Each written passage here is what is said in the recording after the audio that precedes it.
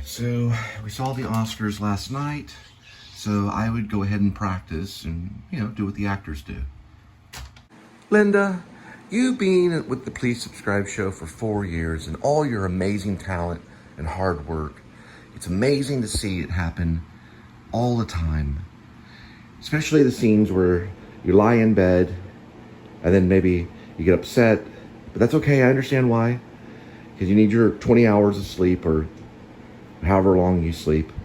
And I'm just, it's just amazing that you can be such a hard worker and just so talented on the show. Now, I know you have a chance to stand up here and get this award, which we possibly could getting 100,000 subscribers, which we're far from. We're about 780 subscribers, so we've got about 100,000, and you're the mathematician, but we've got a lot to get.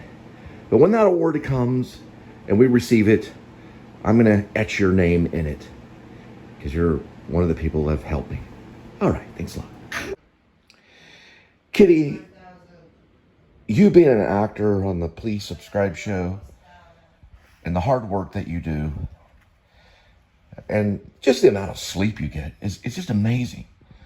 You sleep up to 20 hours a day, and then when we come home, all you want is food, and I admire that.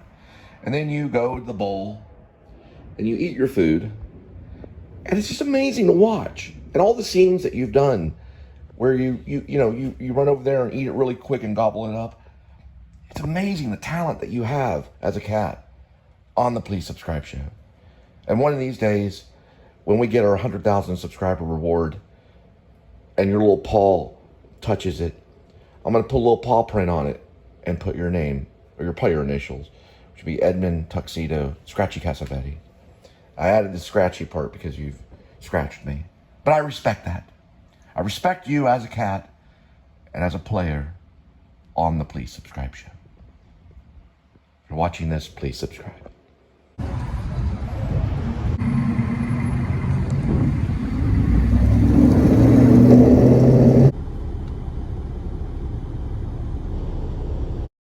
All right, 75 degrees Fahrenheit, 209,444 miles on the odometer. It's March 11th, 2024. All right, a couple things about the circle.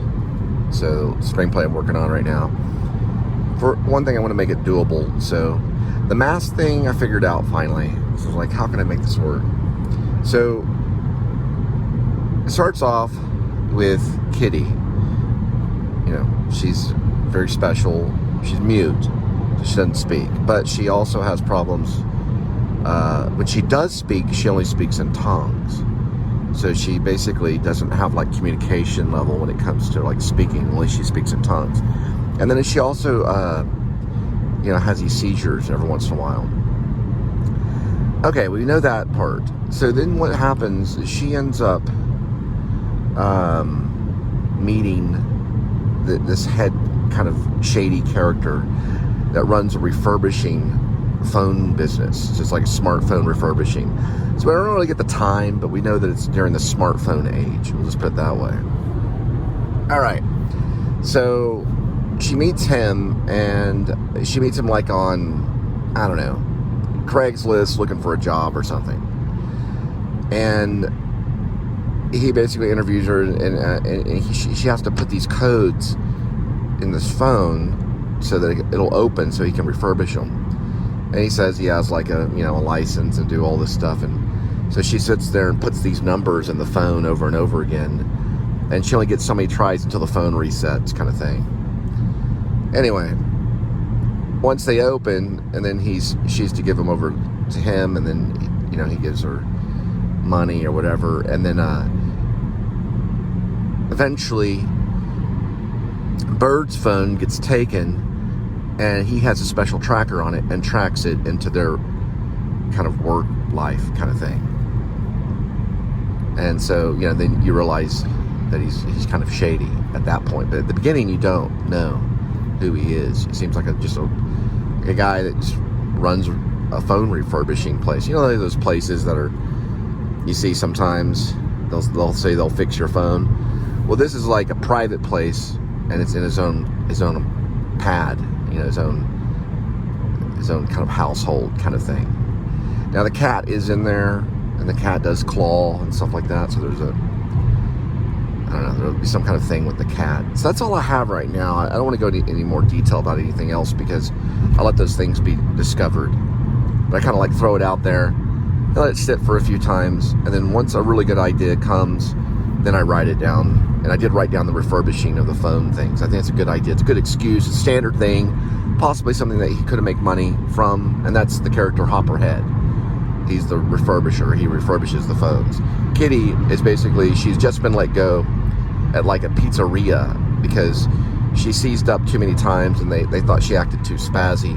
So they let her go, and so she's looking for another job, and she finds this refurbishing phone job on Craigslist or whatever. And that's how she meets up with Hopperhead. And then later, Bird's phone will be taken and it'll be tracked, you know, to this like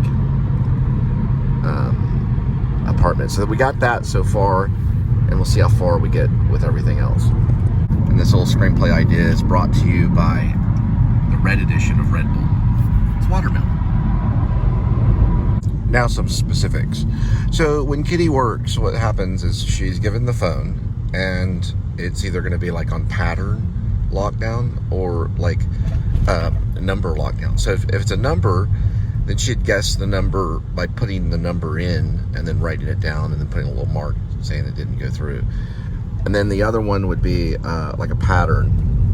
So she's like stuck there for, you know, like this desk, like doing this for like hours, trying to basically break into this phone because of some kind of issue. You know, it's like it tells her that it's just the phone went haywire, and then you try to get into it, that kind of thing.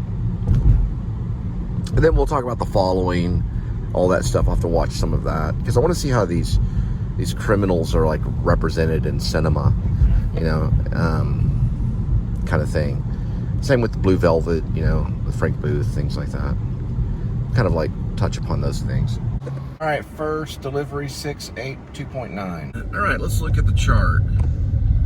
Okay.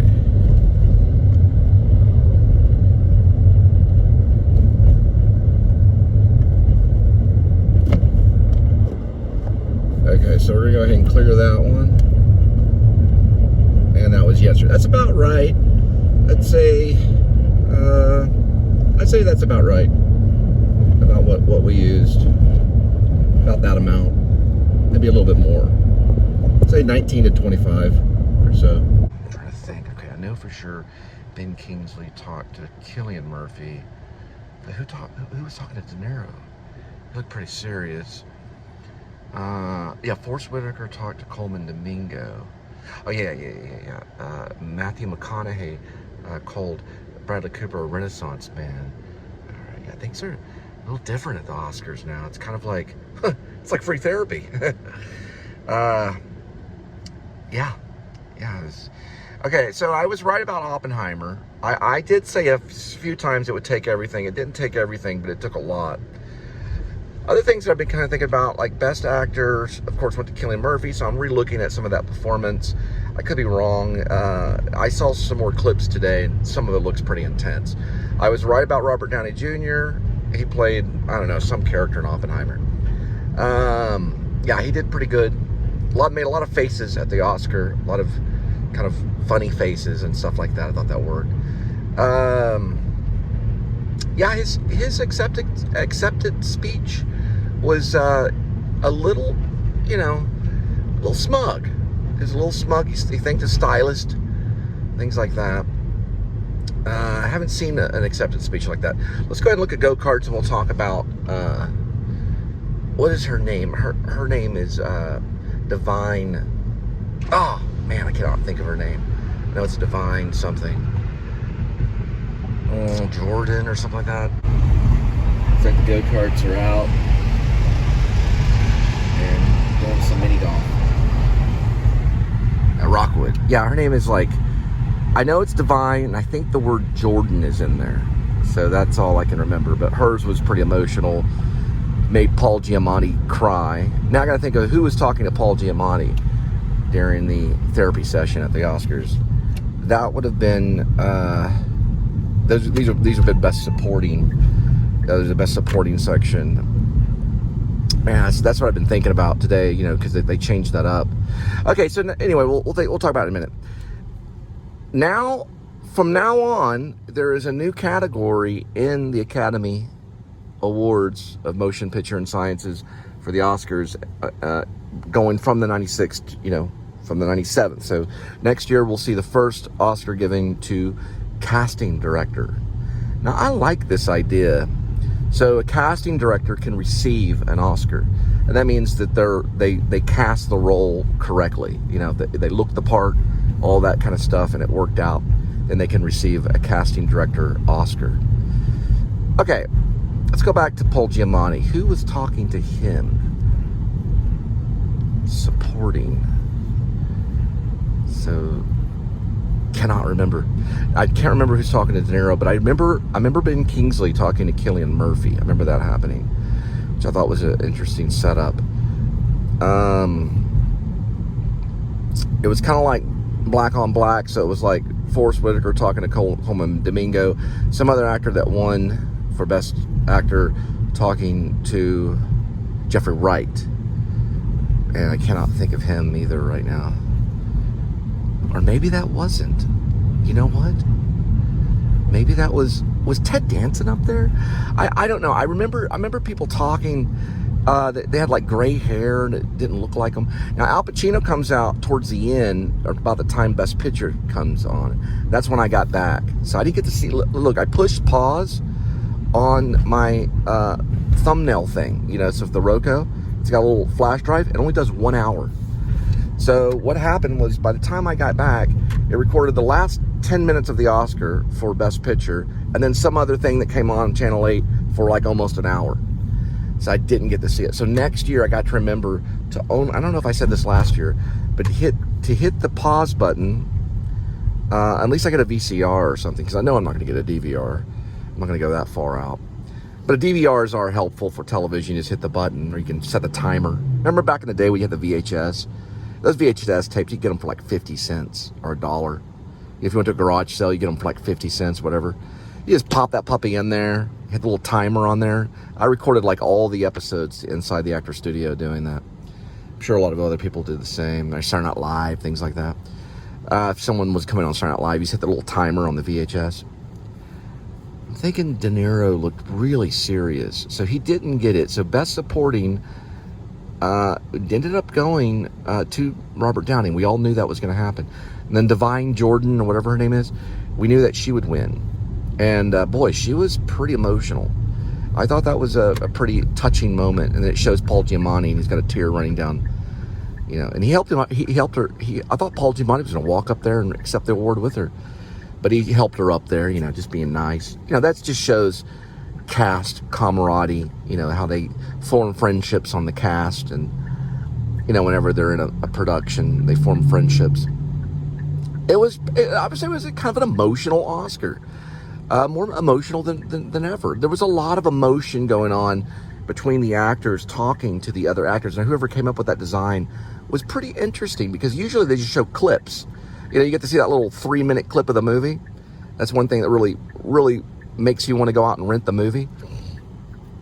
They were more kind of showing the Oscars as kind of like a show, because it is a show, so it's part of the show.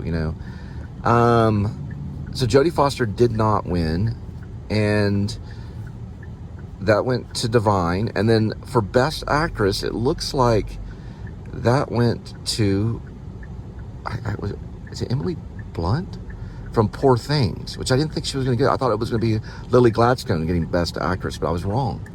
Because she got, I guess, the Golden Globe or something like that, or SAG Award or something. I don't remember which one she got.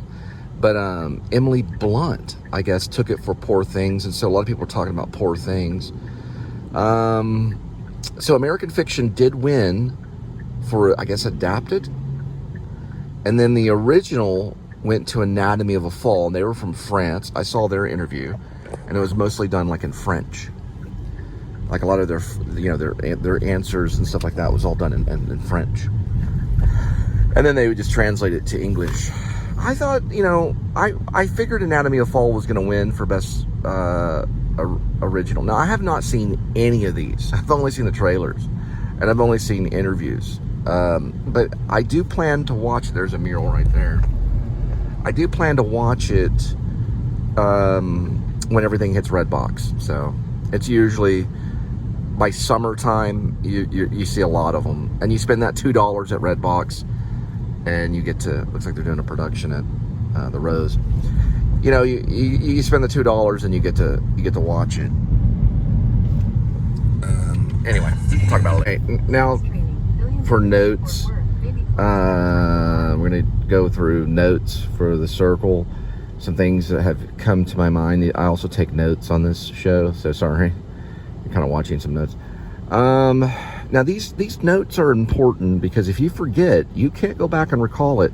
And what David Lynch says, that's sure suicide. I don't know why he says it that way, but he's kind of uses a hyperbole or extreme. If you don't remember, then you want to kill yourself, kind of thing. But it is something you want to take note, because I can go back and watch and listen. And I did take one note down. I wrote a note down. I can't even recall it, but it was written down inside the phone under notes. But there was something else that came to me. I remember now. Okay. All right. So we're going to make Kitty pretty much mute. And we're also going to have most of the scenes with Rob, which is the runner. He's probably going to be in alleyways. And so you find out that Hopperhead is actually a criminal, not from Kitty's point of view, right? From Kitty's point of view, he's just employed her, you know. It's kind of like a job that he works out of this home office, okay? So she thinks she's legitimately employed. But she doesn't know why she's putting these codes in these phones, and she just does it. And if any of them open, then she lets them know. And then, like, you know, some of them do open, maybe, through the little pattern thing. Because, you know, you have popular patterns, so that's what I wanted to say. So he puts these note cards down in front of her and say, try these patterns first. And they're like the most popular patterns. And then you have like the most popular numbers that would be for like a passcode. And also, if he gets their information, like their license and stuff, you can try putting in their birth date, things like that. Now, this is probably not like modern day. It may be like 10 years ago or something. I'm not for sure. But they did refurbish phones. Now, here's some true facts about refurbishing of phones. I actually used to refurbish phones for Nokia in a factory. I used to do that. So I know a little bit about opening the phones up and cleaning them with tape and things like that. Using the tape on the lens and cleaning all the dust and stuff like that. So that's what she thinks she's doing. So that's one of it. And then of course, the cat thing. We'll get to what he uses the cat. It's kind of like a weapon. Now, that's going to be kind of weird, like what kind of enemies he would have, and like that kind of thing. I'm going to have to kind of meditate on. That makes him kind of a villain. Ooh, this is right here.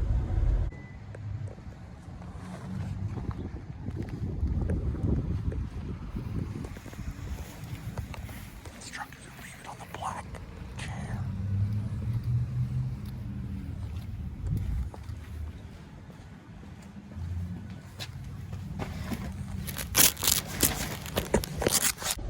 All right, I left your food on the chair from the restaurant. All right, thank you.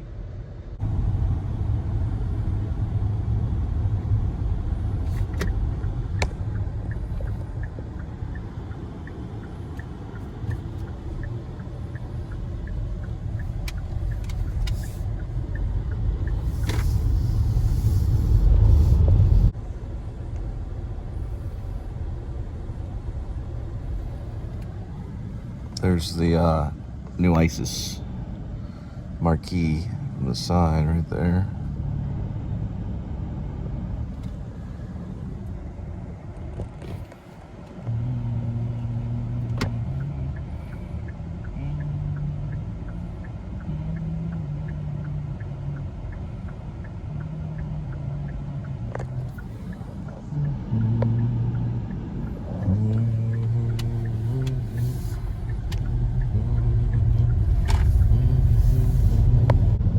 That old-timey car. I think it's probably like from the 20s.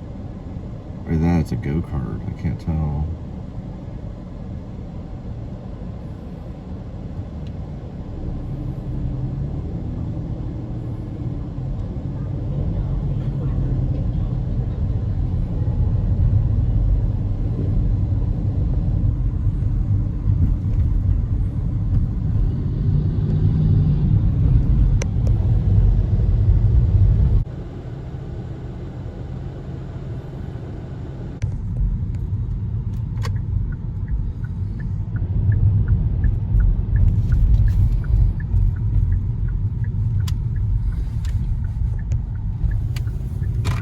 Okay, so for Best Actor, I know Nicolas Cage was talking to someone. I know that Forrest Whitaker was talking to someone, which I believe was Coleman Domingo. Ben Kingsley was talking to Cillian Murphy.